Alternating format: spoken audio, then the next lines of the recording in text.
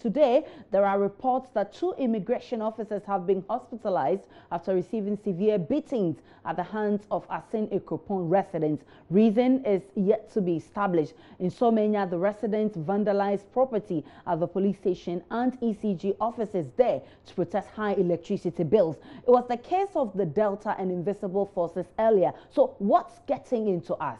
The Ghana Bar Association has condemned rising cases of lawlessness. The Christian Council is also worried about the trend. We can hear from the General Secretary of the Christian Council, Reverend Dr. Puni Frimpong, speaking earlier on News Desk. This is an issue the church cannot run away from. And maybe let me use your platform to plead with colleague pastors. The more we witness this emerging culture of violence, we must all come together and give a response. Our churches gradually, we are producing salesmen of anointing oil, salesmen of holy water, salesmen and all that. But we've been called to be the conscience of the nation. And the more this country is losing that conscience war, pastors must rise up. We must move the church from the comfort zone. Church must move out of the cathedral. We must journey with the people. We must be with the people. This captain was a Christian. Now, when he was being stoned, I believe he was calling on God. God, where are you? And by asking that question, was asking, where is the church? Where are our pastors?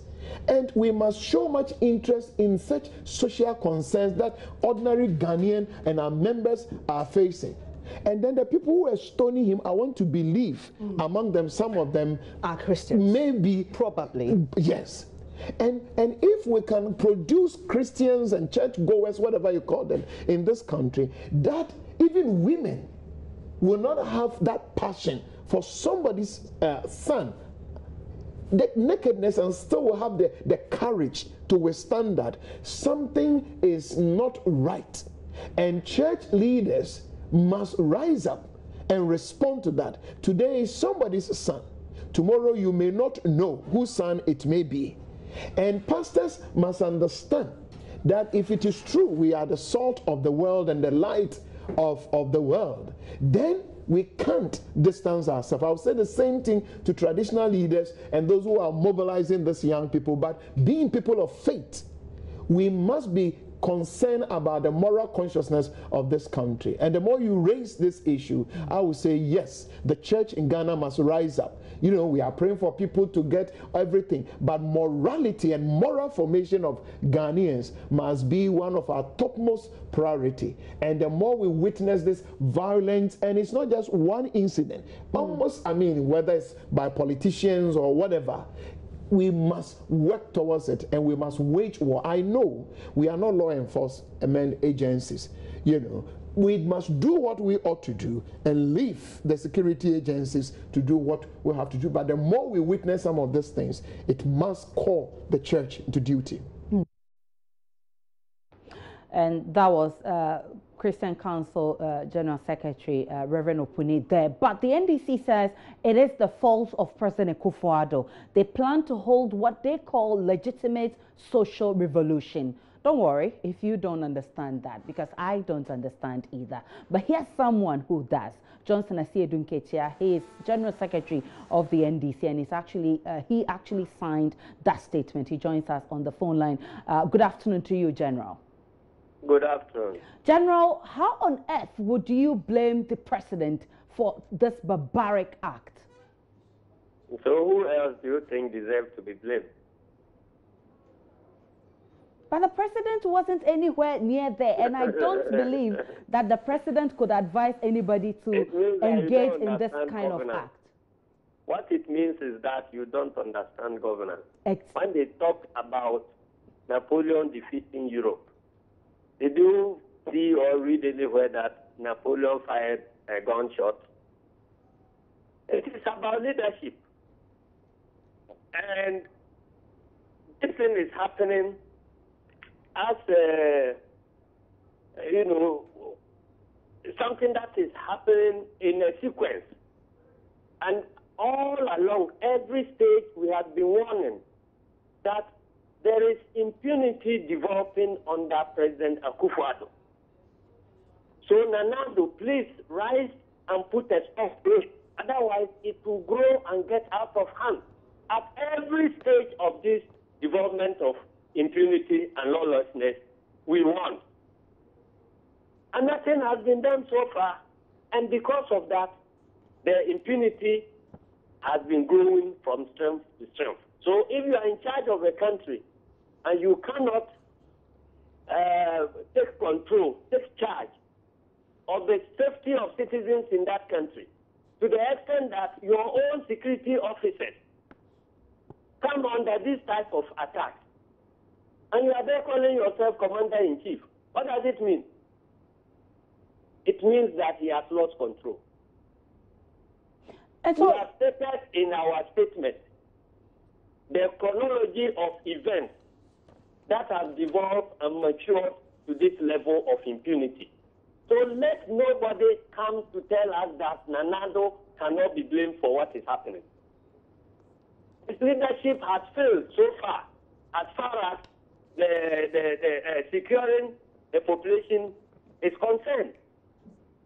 And I'm afraid if we don't take action as at now, we will move beyond this point, and the results will be scary.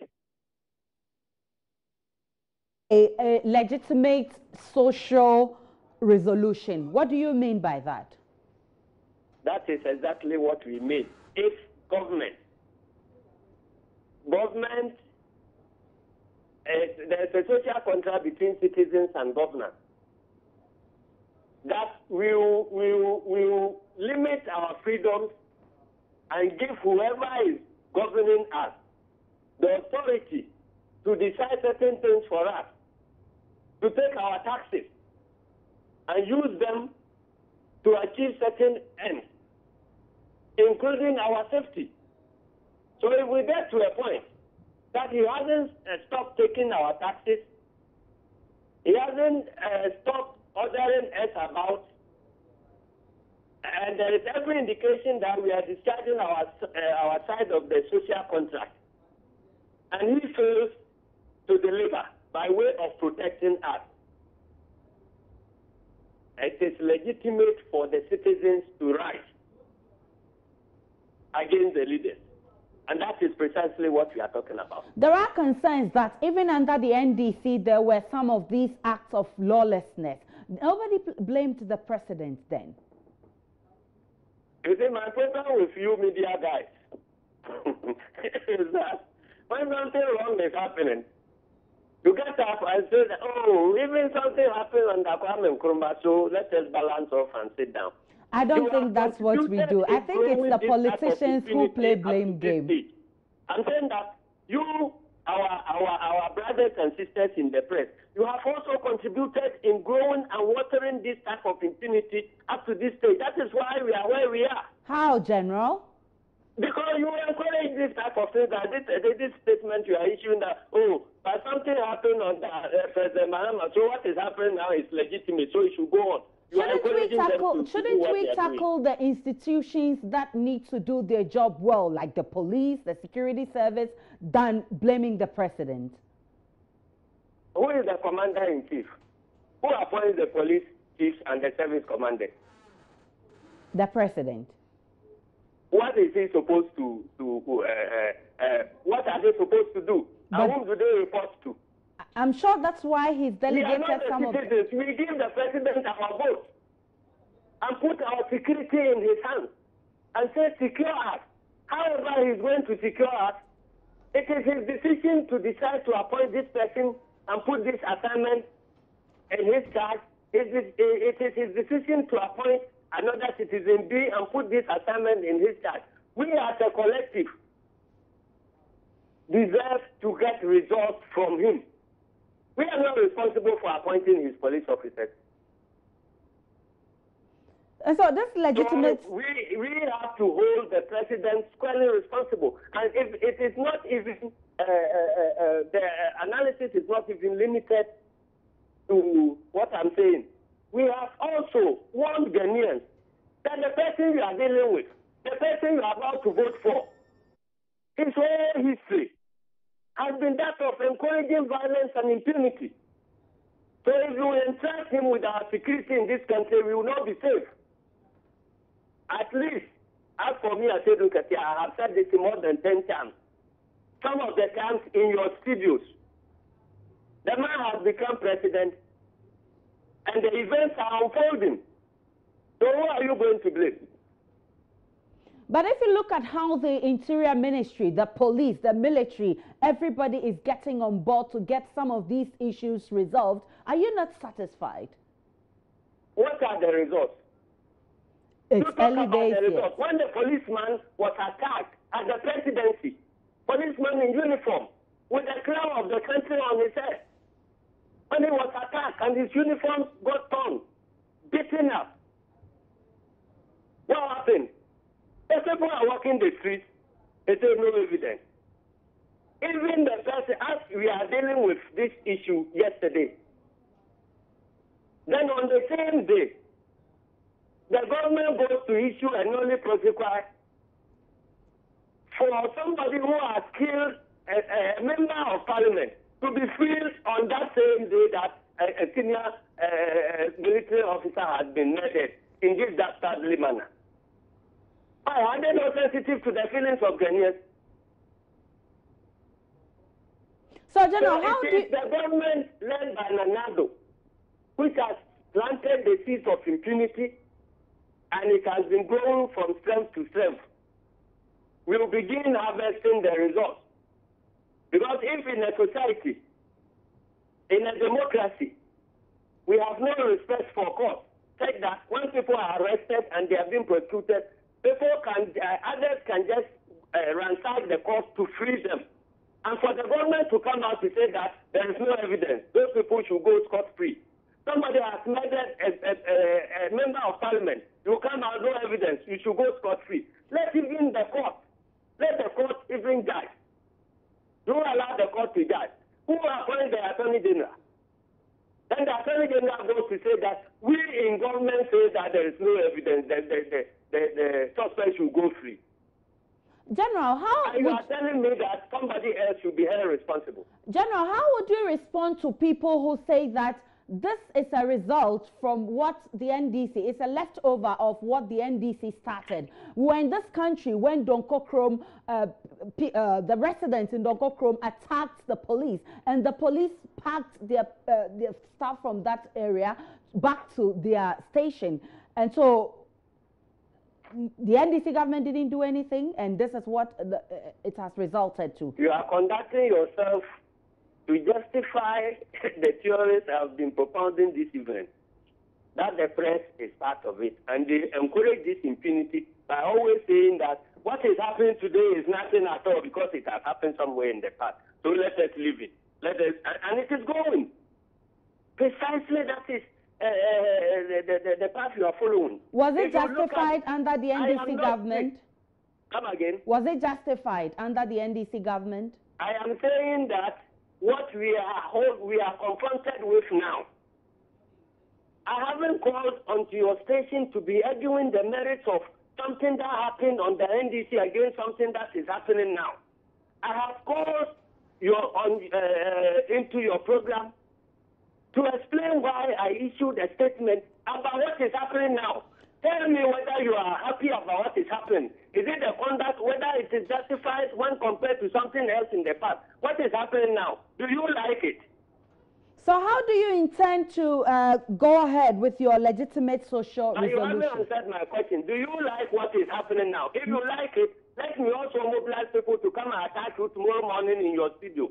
I don't think when you take the same medicine, I don't think any Ghanaian is happy with what is happening now. You should be able to judge whether it is good, whether it should be encouraged or not. When a policeman was attacked, you were there. I mean, comparing with things that have happened in the past. When the court was attacked, you were the same people comparing with something that has happened in the past. Now a military officer has been killed. You are comparing with something that has happened in the past. You are waiting to be killed yourself before you take the medicine and know what you are talking about, the seriousness of what you are talking about. So how do you intend? How do you intend to hold your?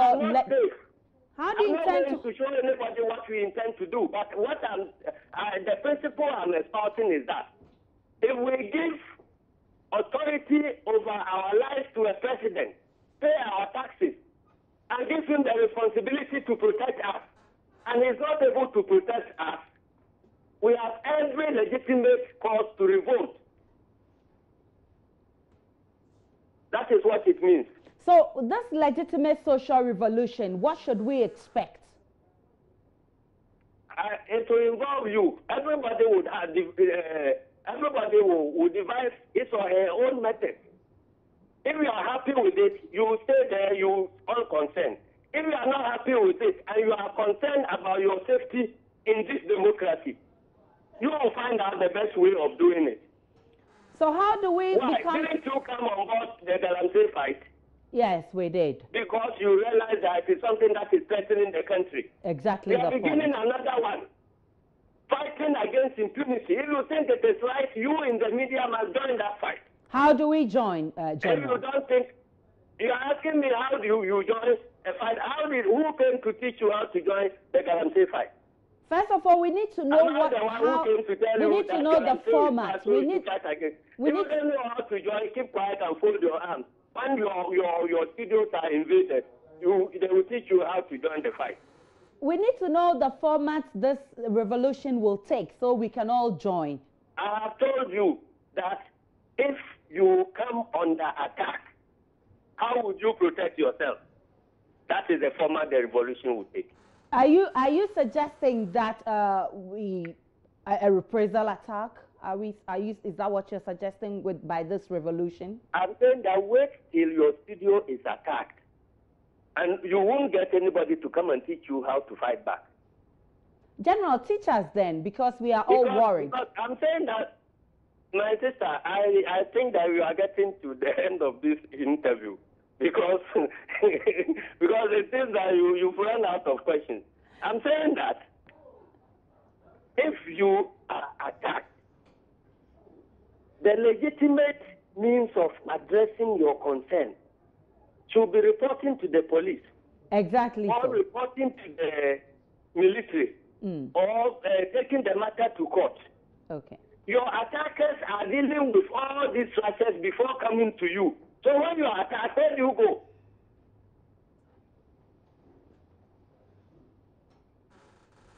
Have a nice evening. All right, many thanks to you, Johnson. Asiedu Nketia is General Secretary of the NDC. He refuses to tell us how the legitimate social revolution is going to be like, but he wants all of us to join in that revolution. We'll see how it pans out.